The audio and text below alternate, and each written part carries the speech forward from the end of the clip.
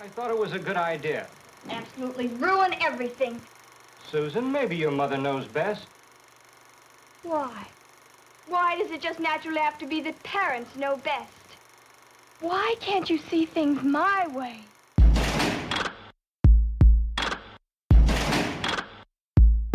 Adolescents are in the process of discovering their identity as they're trying to make that transition from being primarily identified with the family they're coming from to their place in the world that they're going out into.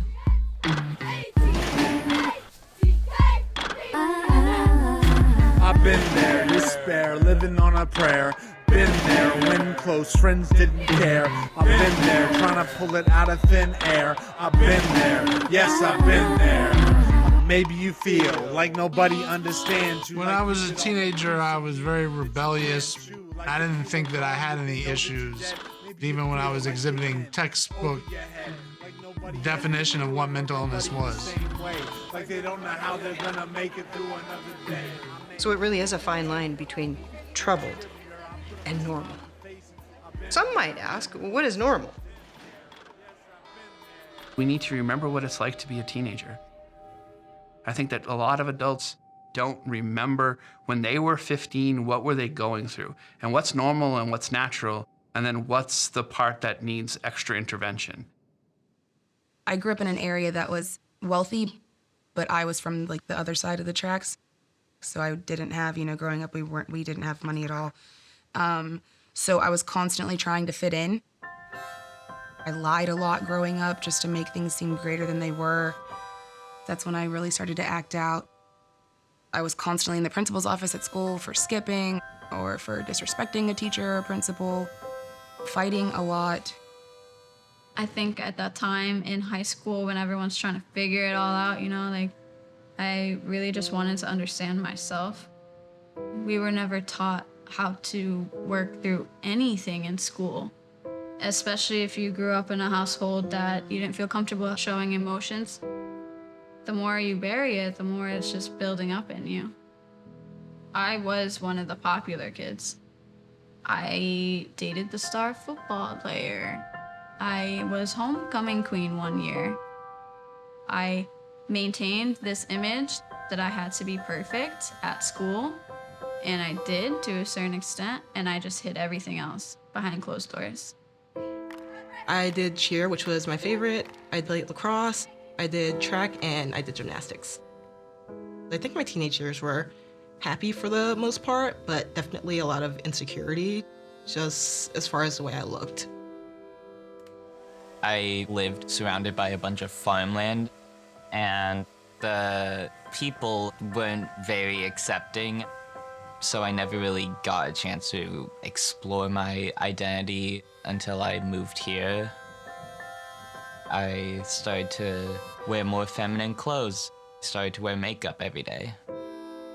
It was good at first, but the day I went to school with pink hair, my car ended up getting vandalized and someone wrote queer on the back windshield. At school, I tried to be the happy-go-lucky, outgoing person, but I dealt with a lot on the inside, and not a lot of people knew.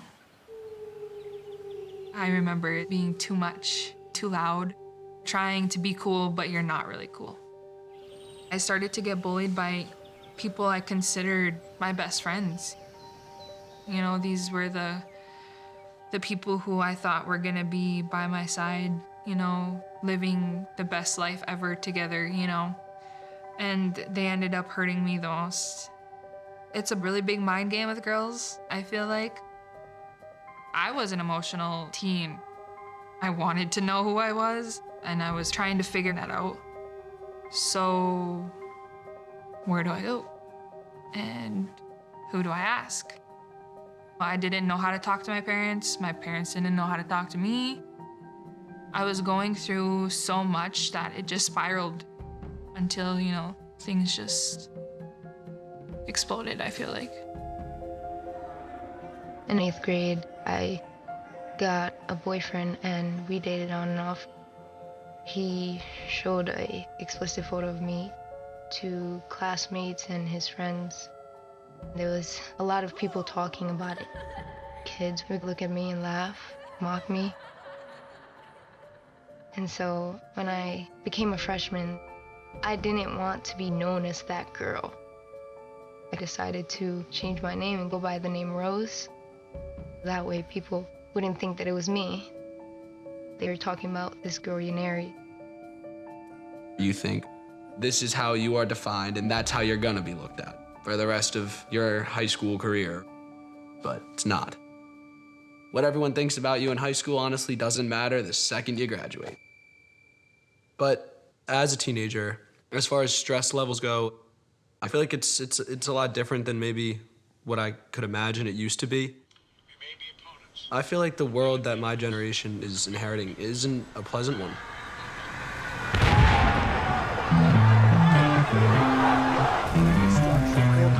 Will you shut up, man? You are fake news.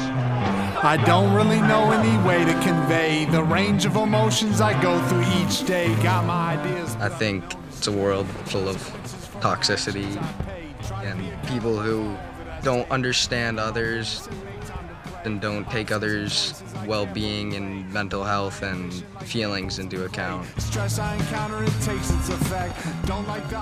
It's important for older generations to know that we live in a very different world than they grew up in. And what principles and values may have worked for them at that time won't work for us now. It's like running old software on a new hard drive. It's not gonna work. It's a world with a lot of conversations that need to be had with adults on how they need to understand more about the younger generations and what we're going through. 49ers quarterback knelt instead of standing during the national anthem at In the United States, new confirmed cases, and over the course of the pandemic has really increased a lot of people's anxiety and depression. Look at our kids. Look at athletic events that have been taken, graduations, speech and drama, choir, all of those things. They're really suffering because nothing's normal.